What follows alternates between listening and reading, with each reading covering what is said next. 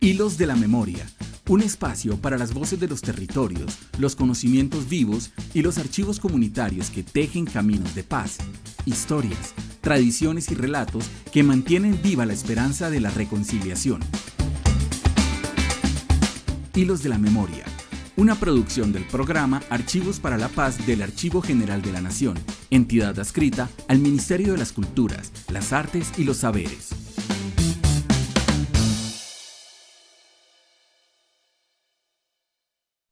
En el Atico, cuando todavía era Magdalena Grande, había un niño que afinaba el oído como quien afina el alma.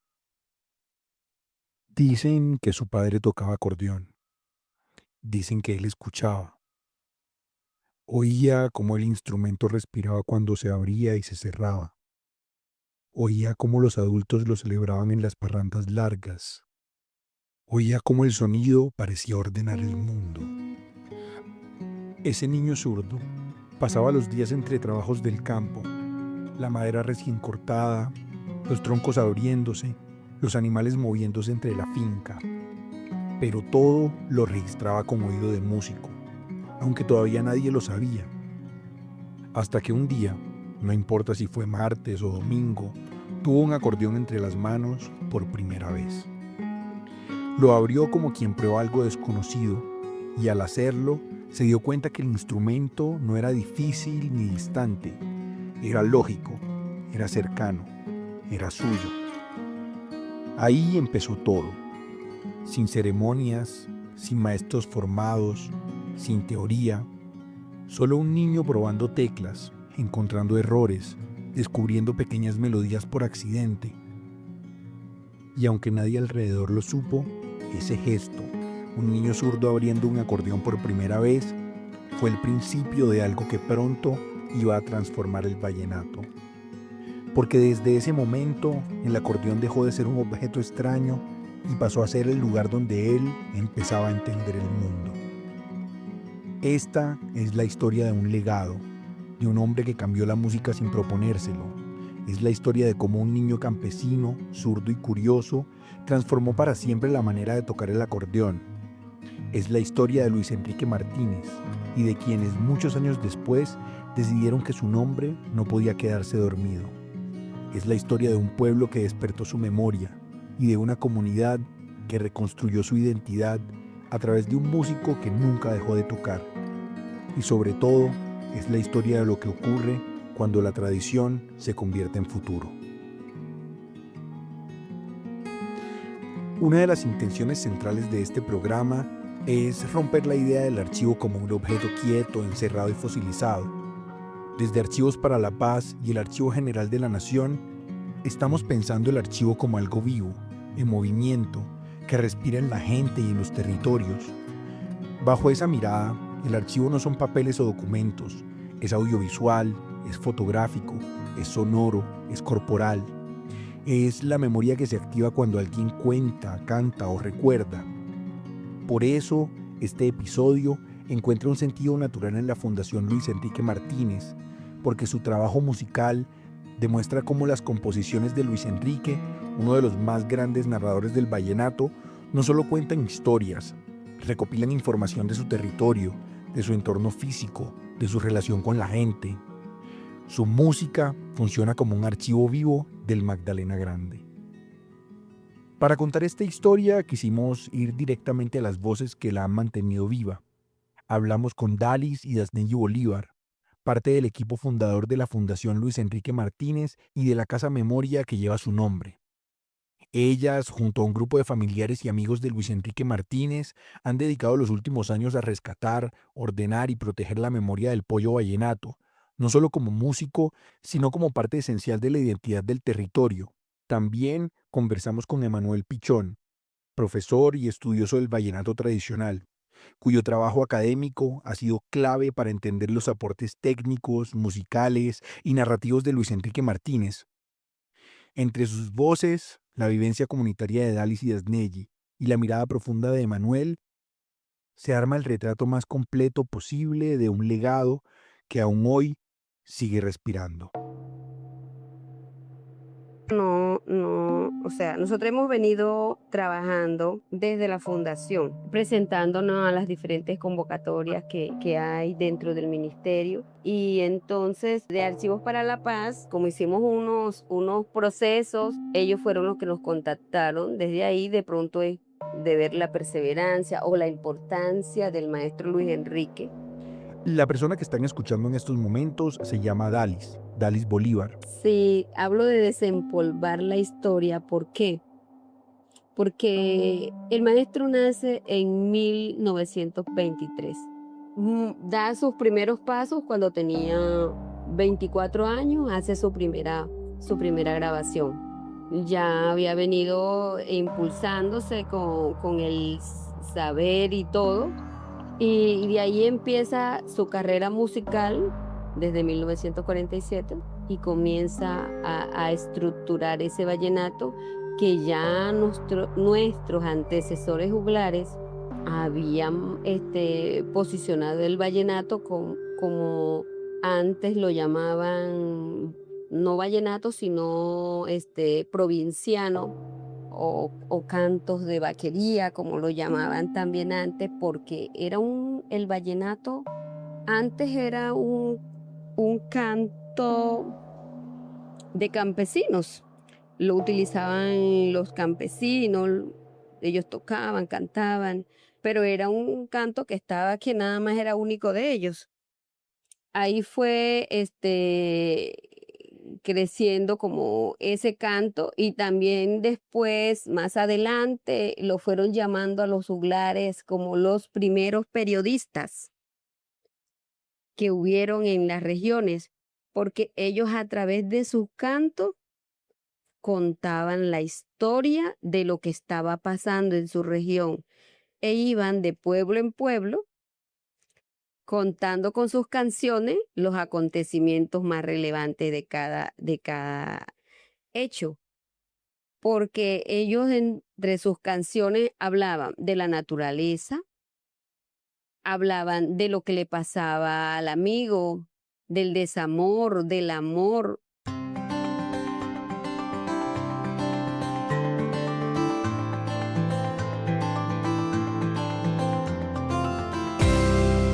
Hilos de la memoria.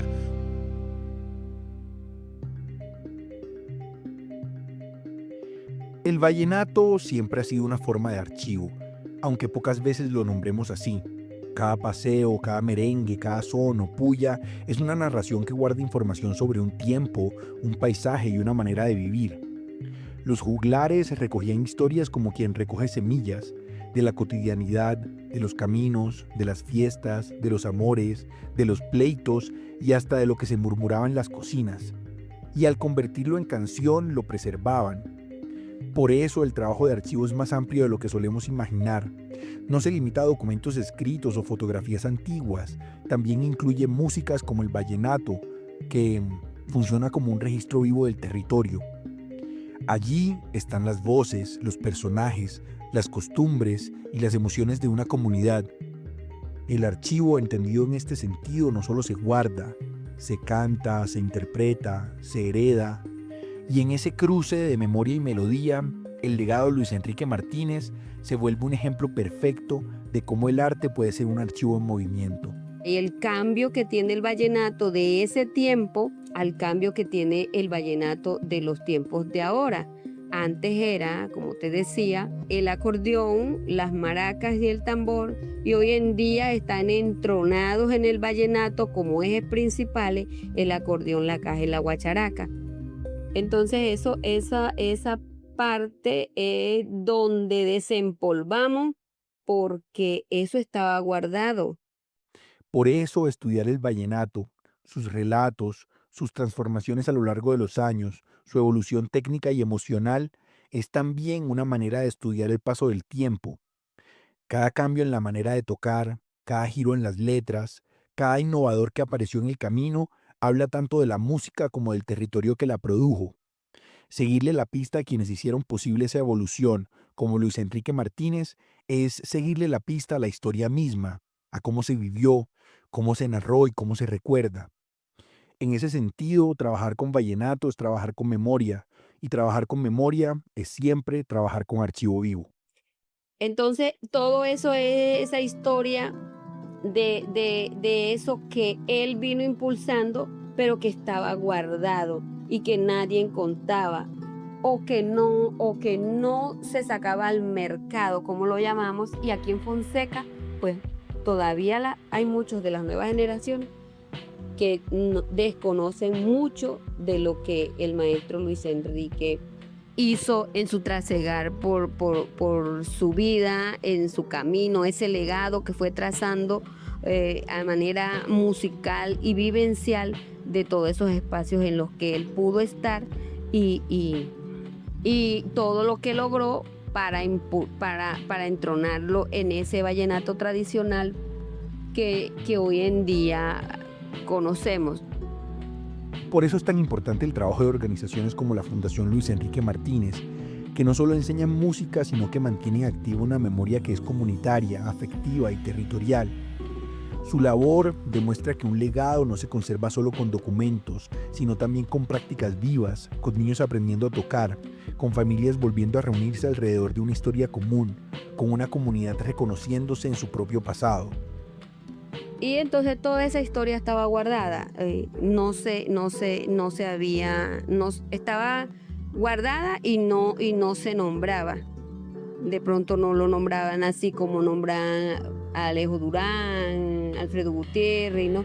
Y muchos de ellos que hoy en día en las redes se están moviendo, que aprendieron de Luis Enrique Martínez muchas de ellos saben y lo que se implementa, y que muchos pases o arreglos de esos que se hacen hoy, si uno se va en la búsqueda de esas canciones, muchos pases de esos son notas que ya Luis Enrique Martínez en su momento hizo y que hoy en día están saliendo nuevamente. Y es tanto así que cuando uno desconoce muchas cosas, uno desconoce como su historia. Y entonces, ¿qué buscamos? Que la historia del maestro perdure y que nosotros también conozcamos nuestra historia como tal. Con el tiempo, esa ausencia de reconocimiento empezó a sentirse como un vacío, como si una parte fundamental de la historia del vallenato estuviera desordenada o incompleta. Muchas de las técnicas, los pases y hasta los adornos que hoy escuchan en cualquier tarima del Caribe tienen raíces directas en la manera como Luis Enrique tocaba. Pero esa conexión no siempre se decía en voz alta. Era como si su influencia estuviera ahí, viva, cotidiana, presente, pero sin nombre propio. Y al no nombrarlo, se perdía la oportunidad de entender de dónde venía realmente esa forma de tocar y cómo había surgido. Recuperar su historia, entonces, no se volvió solo en un acto de memoria, sino una forma de ponerle orden al mapa musical de la región, de reconocer que la estructura del vallenato moderno tiene una huella clara y que esa huella empieza en él. Solo así, mirando hacia atrás y entendiendo ese origen, se puede valorar plenamente lo que hoy sigue sonando en cada festival. Porque en cada festival vallenato, donde se haga el festival, sea en el Cesar, sea en La Guajira y hasta en el Magdalena, un festival vallenato, pues se toca notas de Luis Enrique Martínez, porque él fue el que instauró ese vallenato con esos 4 aires llamados paseo, merengue, son y puya. Él fue el que instauró esos 4 aires y hoy en día se le está reconociendo todo eso que él hizo. Entonces, ese es desempolvar esa historia. Dasnelli nos cuenta cómo fue ese proceso de crear la organización. Un grupo de personas que al darse cuenta de que la historia del pollo vallenato estaba quedándose atrás, decidió reunirse, formalizarse y construir una casa de memoria y una escuela de formación donde ese legado pudiera seguir respirando. Todo empezó sin gran plan, sin una reunión formal, sin un proyecto escrito. Empezó como empiezan muchas cosas importantes en los pueblos, con un grupo de amigos que compartían tiempo, música y cariño por el territorio.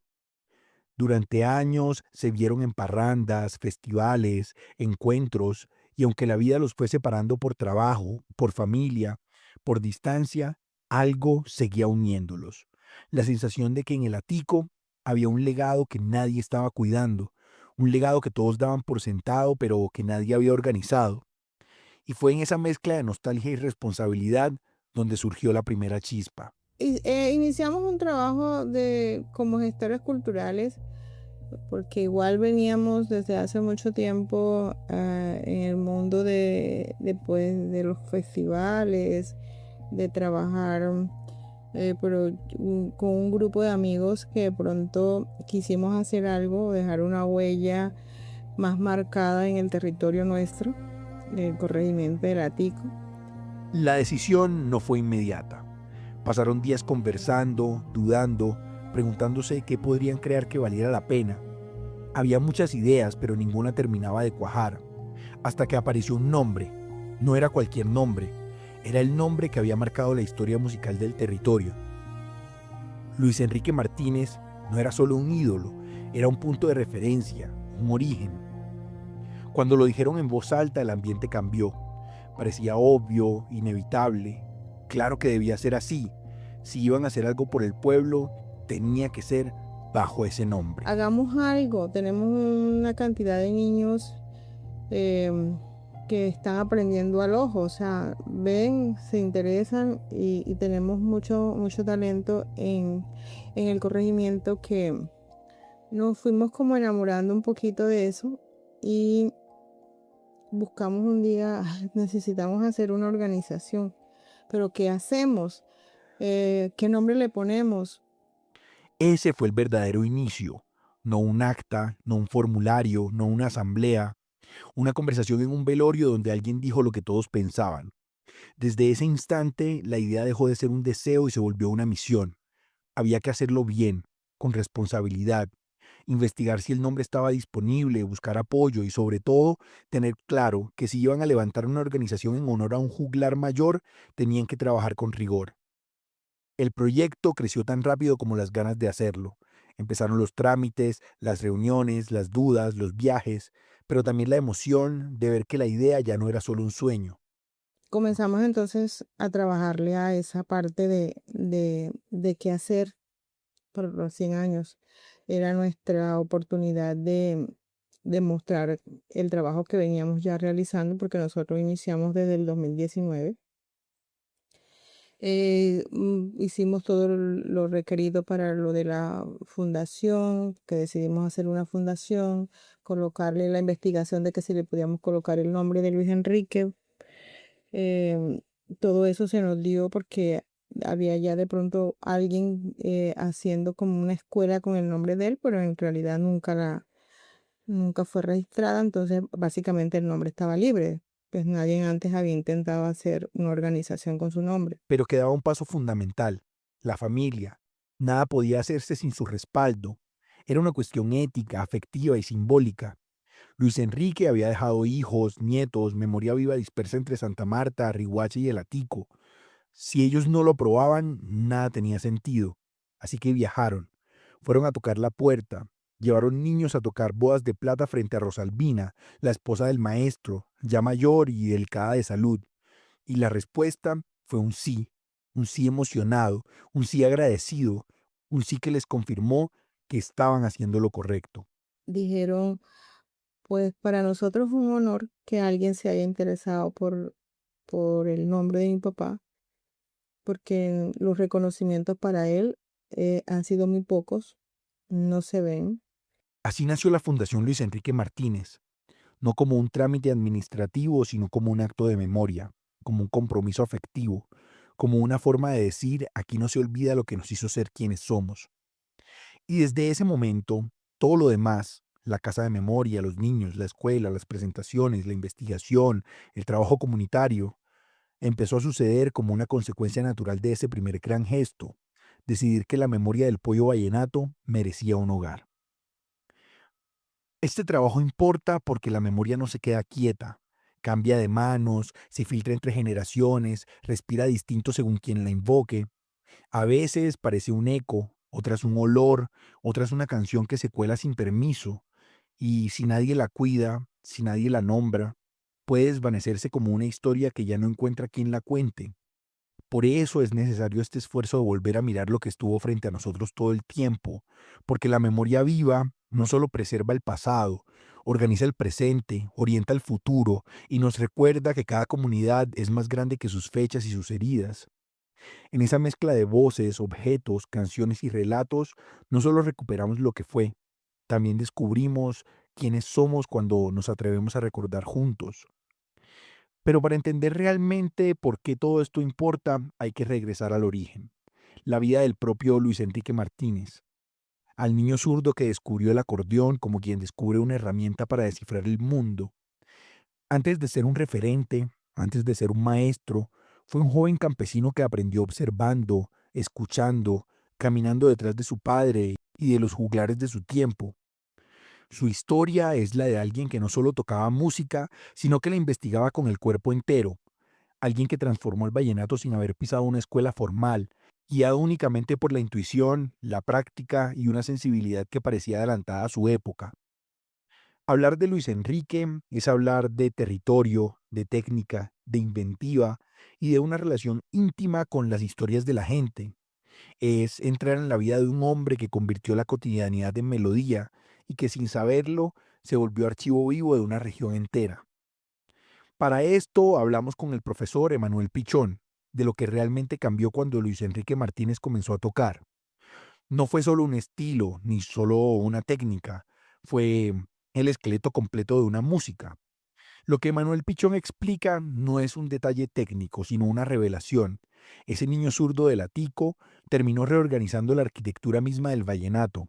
Y para entenderlo hay que escucharlo así, con calma, como si estuviéramos viendo un carpintero desmontar una puerta para luego reconstruirla desde adentro.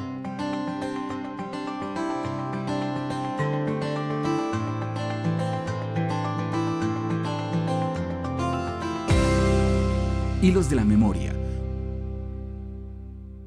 El principal legado de Luis Enrique Martínez es, sin lugar a dudas, ser el estructurador del vallenato moderno. Antes de Luis Enrique Martínez, el acordeón se solía tocar básicamente alternando la melodía de los pitos y acompasado con un bajo monorrítmico. Pero Luis Enrique Martínez, se inventó un mejor acompañamiento con los bajos y fue mucho más allá. Llegó a hacer melodía con los bajos. Ese es, digamos, uno de los aportes que se le reconocen hoy. Y el otro es que en realidad le da la estructura a la canción vallenata como la conocemos hoy. Es decir, es una canción que tiene una introducción, además a la mitad de la canción tiene unos arreglos y finalmente tiene una coda, un final, que son muy característicos. Ese cambio no fue menor. Fue como si alguien hubiera tomado el mapa del vallenato, un mapa sencillo, lineal, y hubiera empezado a abrirle rutas nuevas. Introducciones como caminos que se abren, arreglos como desvíos inesperados, codas como finales que dejan huella. Emanuel lo llama estructura, pero en el fondo es otra cosa. Es una manera distinta de contar la vida. Y ese gesto, cambiar la forma, terminó cambiando la historia. Luis Enrique no solo tocó, redefinió. Luis Enrique Martínez era un auténtico juglar. Pero para entenderlo de verdad no basta con escuchar el acordeón. Hay que escuchar la gente, porque fue en los patios donde él tocaba donde se volvieron canciones las historias que el pueblo vivía. Luis Enrique miraba alrededor y convertía en versos lo que él veía. La superstición, la alegría, los engaños, los animales, el amor terco de los campesinos, la vida doméstica, los secretos de la noche. Y en esa capacidad de narrar está la raíz de su grandeza. No era solo un músico, era un cronista del Magdalena Grande.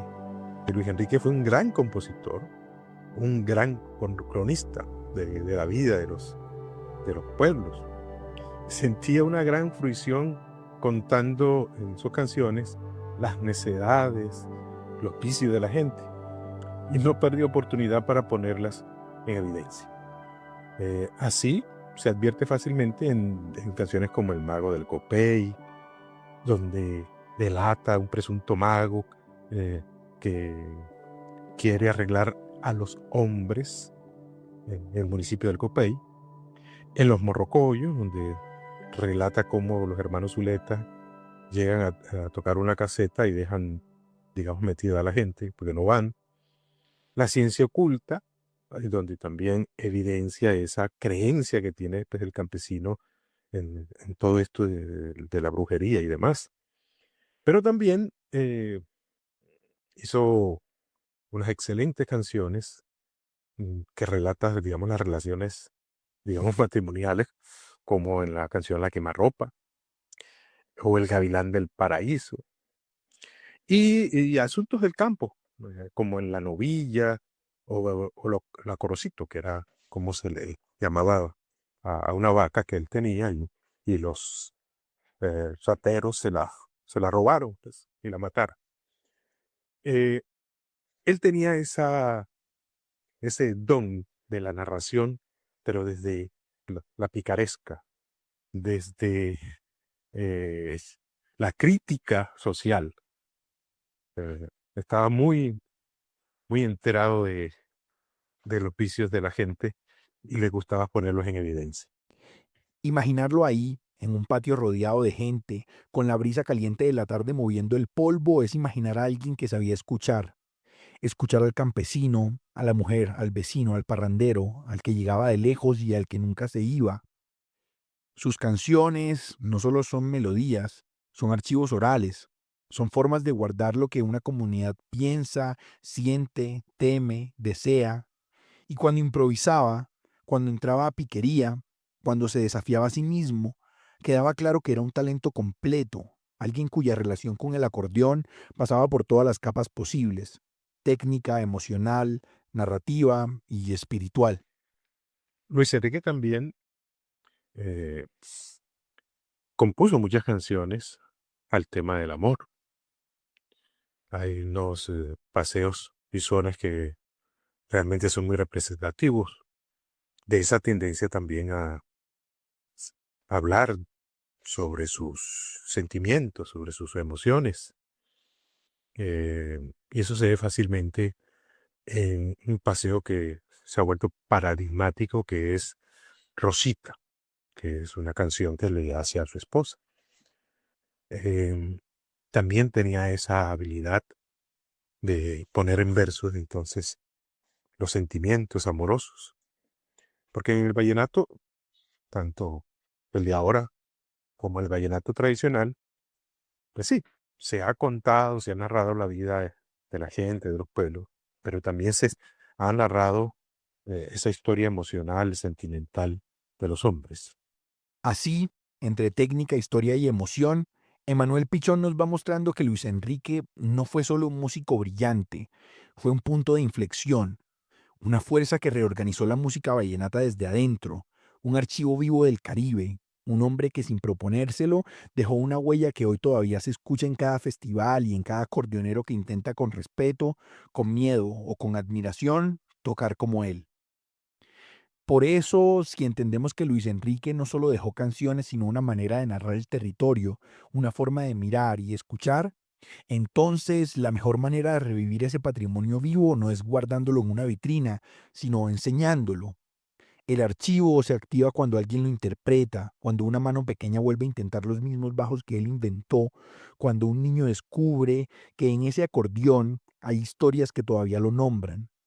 Es en la formación donde el archivo respira de nuevo, donde esas técnicas, esas crónicas musicales, esas maneras de tocar que transformaron el vallenato vuelven a tener sentido. Porque un archivo no solo se conserva en cajas y fichas, se conserva cuando alguien lo aprende, lo repite, lo transforma un poco y lo entrega a otra generación. Y es ahí donde el trabajo con niños se vuelve esencial.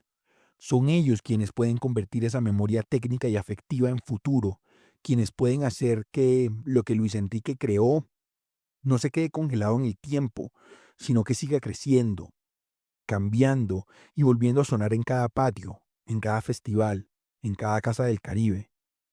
En sus manos, el archivo deja de ser un recuerdo y vuelve a ser una práctica viva. Como pudimos, buscamos y nos pedimos unas guacharacas, se trajo una caja, y empezamos con los niños a formarlos en las canciones de Luis Enrique Martínez. Utilizamos su base, su forma interpretativa, y esos pelados estaban felices. Nosotros empezamos como con 10 niños más o menos, divididos entre acordeón, caja, guacharaca. Y ya empieza la necesidad de también que hubiese alguien cantando. Pero bueno, no teníamos cómo soportar de pronto tanto proceso. Y hacíamos nuestros esfuerzos, nuestras cosas con nuestros recursos, porque no nos poníamos tampoco a hacer ni actividades ni nada con los recursos. Ya comienzan los papás como a ver el interés, los niños queriendo hacer parte. Y ahí fuimos como creciendo en esa actividad de que los niños se fueran involucrando, pues darnos a conocer como fundación que estábamos haciendo un proceso de reconocimiento de un legado y de un patrimonio. Pues el consejo también comienza a hacer un proceso de declarar a Luis Enrique Martínez como patrimonio municipal. Poco a poco, lo que empezó como un experimento tímido, con un puñado de instrumentos prestados, se convirtió en un proceso real de formación.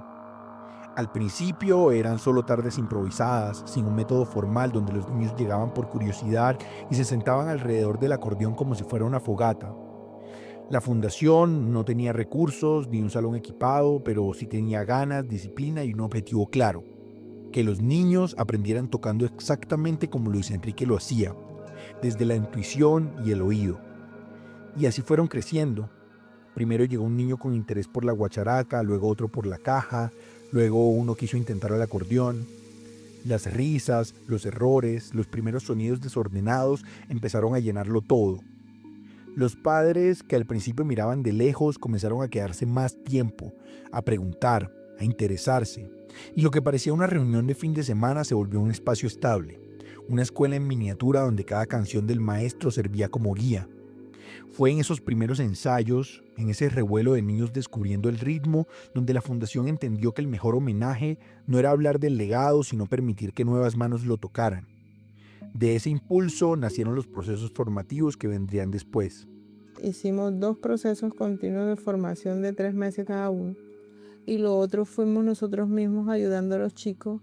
Y comenzamos entonces en ese proceso de sacar ya una muestra donde nuestros niños están tocando 2 canciones del maestro Luis Enrique que era algo grandioso.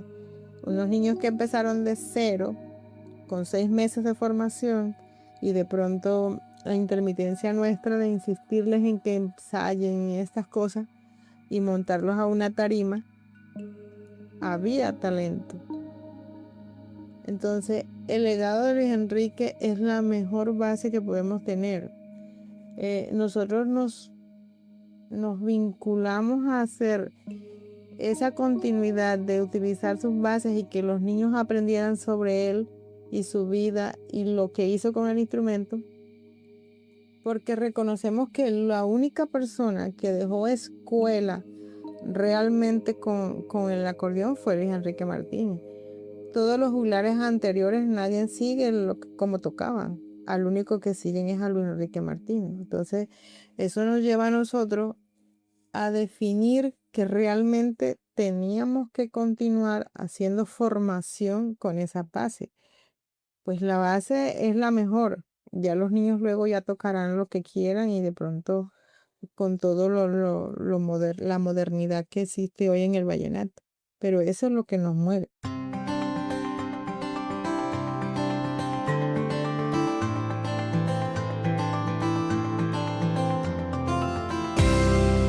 Hilos de la memoria.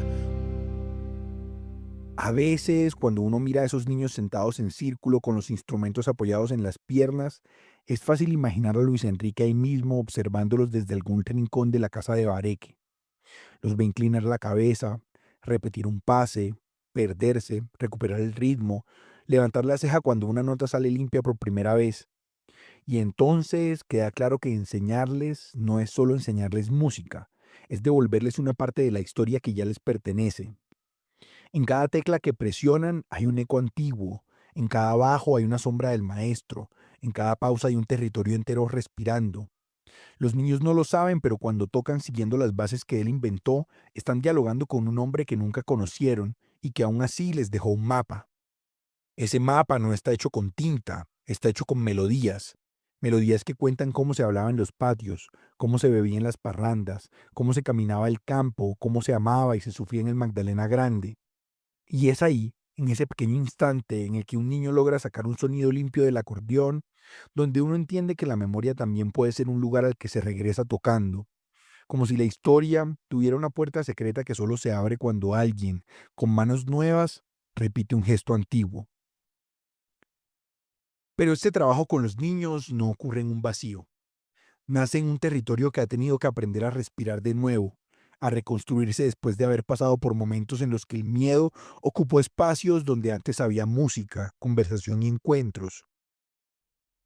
Las heridas no siempre se cuentan, pero están ahí, en las casas, en los silencios largos de las familias, en esa forma leve en la que la gente mira hacia atrás antes de entrar a un lugar. Por eso la labor de formar, de tocar, de volver a reunirse alrededor de un acordeón tiene un peso distinto aquí. No es solo cultura, es una manera de volver a habitar el pueblo, de devolverle ritmo a las calles que alguna vez quedaron vacías, de volver a escuchar la risa donde antes hubo desconfianza. La música, quizás sin proponérselo, se convierte en una forma de curación colectiva, un lugar donde el territorio reconoce que todavía puede ser alegre, que todavía puede ser suyo, que todavía puede contar su historia sin miedo. Y es desde ese renacer, desde esa necesidad profunda de recomponer lo roto, que las voces de quienes vivieron esos años encuentran sentido en ser escuchadas, como lo recuerda Dalis cuando habla de lo que ocurrió en los años más duros. Pero fue al inicio de los 2000. Pues el pueblo como tal, en todo ese territorio, Fonseca, pero el Atico fue bastante afectado, pues también fue Conejo. Y de pronto fueron, porque son dos corregimientos que tiene el municipio de Fonseca, uno hacia el lado izquierdo y otro hacia el derecho. O sea, en medio del río Ranchería están, uno hacia un lado y hacia el otro. Y pues hubo violencia, se tornó el pueblo, éramos un pueblo alegre, pero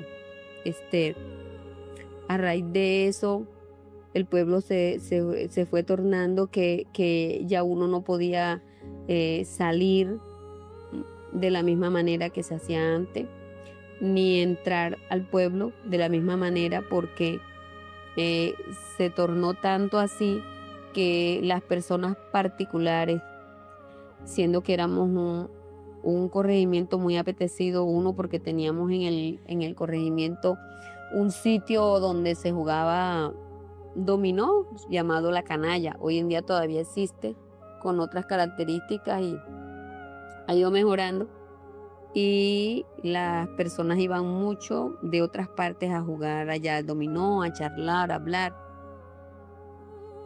Era un sitio que era muy concurrido. Pero con el tiempo ya las personas no podían asistir al sitio de la misma manera, o al pueblo, a la plaza, porque la plaza también era bastante visitada. No teníamos muchas cosas, pero a la gente le gustaba ir al pueblo. Y entonces ya uno entraba al pueblo y tenían que dar informe, qué andaba haciendo, o sea, lo investigaban inmediatamente. Tenían personas que uno no sabía quiénes eran, pero que hacían investigación de qué se buscaba en el pueblo. Entonces la gente fue cogiendo miedo, ya la gente no quería ir, no se podía entrar, y tocó a muchas personas emigrar del pueblo, venirse hacia la ciudad, irse para otro sitio, porque el pueblo se había puesto en un entorno peligroso y ya no era seguro para muchos, porque muchas personas se habían apropiado del pueblo, incluso tuvieron relaciones con familia, o sea, tuvieron familias, dejaron a muchas chicas con hijos o sea, hicieron como esa instauración ellos en el pueblo y ya se volvieron como personas del común del pueblo, pero sin embargo el pueblo ya no era seguro para muchos. Pero hoy en día, gracias a Dios, y con todo y lo que ha pasado, hoy en día ya el pueblo ya está tranquilo, es más acogedor como antes y muchas personas lo visitan. Entonces ya nos sentimos otra vez en nuestro entorno, estamos tranquilos, las familias, cada quien con su dolor y de lo que vivió, que poco se toca el tema, no se toca, nadie lo toca, está como dormido ahí. Y entonces todo eso que ha marcado hace parte de nuestra historia, hace parte de nuestras vidas. Y hoy en día estamos como sanando las heridas, y curando todo lo que eso dejó y resurgiendo desde las nuevas experiencias o desde lo nuevo que estamos haciendo, y tratando de salir adelante de la mejor manera. Pues hoy en día somos un corregimiento, además de bonito, eh, estamos como felices y muchas familias han regresado al pueblo, otras no se han venido de lleno, pero sí vienen, visitan y disfrutan del pueblo y estamos tranquilos en estos momentos.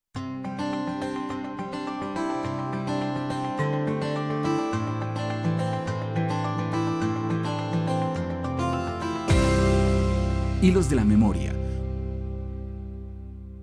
Escuchar ese pasado, el miedo, las restricciones, la plaza vacía, la gente marchándose en silencio, deja claro por qué hoy la comunidad se aferra con tanta fuerza a la música. Porque después de atravesar un tiempo en el que la desconfianza ocupó el lugar de la fiesta, el territorio entendió que necesitaba algo más que reconstrucción física. Necesitaba recuperar la confianza, la convivencia, la vida en común. Y en ese proceso, la música empezó a aparecer, no solo como tradición, sino como refugio. El sonido del acordeón volvió a reunir a la gente donde antes había distancia. Los ensayos con niños devolvieron risas donde antes había silencio. Las clases se convirtieron en una excusa para volver a habitar el espacio público sin miedo. Es ahí, en esa mezcla de memoria dolorosa y renacimiento cotidiano, donde cobra sentido la certeza que hoy repiten las mujeres de la Fundación y que resume la manera en que este territorio ha encontrado una salida posible. Estamos convencidos que la música es como el mejor camino y el camino más seguro para convertir a un territorio en un símbolo de paz. Siempre hemos escuchado a nuestros artistas y a nuestros mayores que un niño que empuña un instrumento nunca empuñará un arma, porque el instrumento siempre los lleva a avanzar, siempre los lleva a mirar desde el punto de la armonía, de la paz, porque la música es vida. Cuando uno mira todo este recorrido, la historia de un pueblo que sintió el miedo, la violencia que cortó caminos, los silencios largos que dejaron los años difíciles, el renacer lento de la comunidad, la música como refugio, la memoria como territorio vivo, entiende que lo que está pasando en el Atico no es un proyecto cultural, ni una escuela de música, ni un museo rural. Es un acto de reparación. Es una forma cotidiana y profundamente humana de volver a juntar las partes que el conflicto dispersó. Porque Luis Enrique Martínez no solo dejó canciones, dejó una manera de mirar el territorio, de narrarlo, de convertir la vida diaria en arte. Su música fue siempre un archivo vivo antes de que alguien tuviera palabras para llamarlo así. Era memoria respirando en la melodía, registro de lo que se vivía en las calles, en las cocinas, en las fincas, en las madrugadas. Y ahora, décadas después, su legado vuelve a convertirse en lo que siempre fue, una herramienta para entendernos. La fundación retoma ese gesto, lo transforma, lo expande. En un lugar que vivió el miedo vuelve a juntar a los niños. En un territorio donde la movilidad estuvo marcada por la desconfianza, vuelve a sonar un acordeón que abre puertas. En un corregimiento donde las familias tuvieron que irse, ahora hay familias regresando para ver tocar a sus hijos. Ese simple acto, un niño tocando una nota limpia frente a una comunidad que vuelve a reunirse, es una forma de paz que no necesita discursos.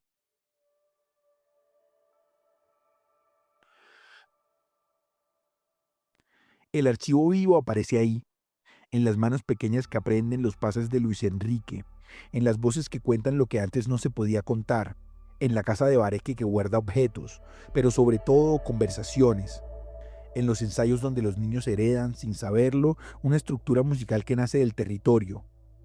El archivo ya no es un cuarto oscuro con papeles, es la suma de esas prácticas, es un proceso, un movimiento, es un tejido que se hace más fuerte cada vez que alguien decide recordar sin miedo.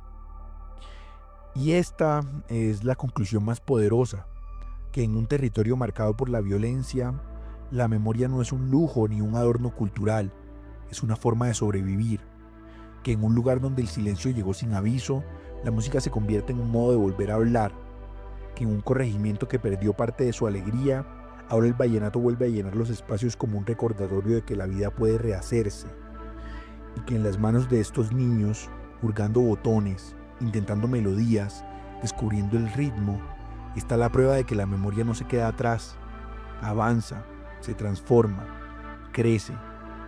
Por eso, cuando uno junta todas estas historias, la de Luis Enrique, la de la fundación, la del pueblo, la de la violencia y la del renacer, entienden que todas hablan de lo mismo, de cómo un territorio se encuentra a sí mismo a través de lo que decide recordar, que la paz no llega como un decreto, sino como un sonido, como un acorde, como un niño que al aprender una tradición antigua convierte el archivo en futuro y al hacerlo le devuelve al pueblo algo que parecía perdido, la certeza de que la vida puede seguir, incluso después del miedo.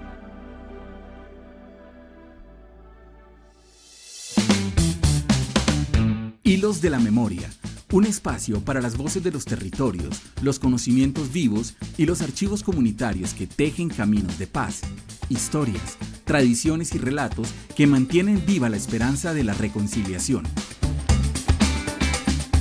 Hilos de la Memoria, una producción del programa Archivos para la Paz del Archivo General de la Nación, entidad adscrita al Ministerio de las Culturas, las Artes y los Saberes.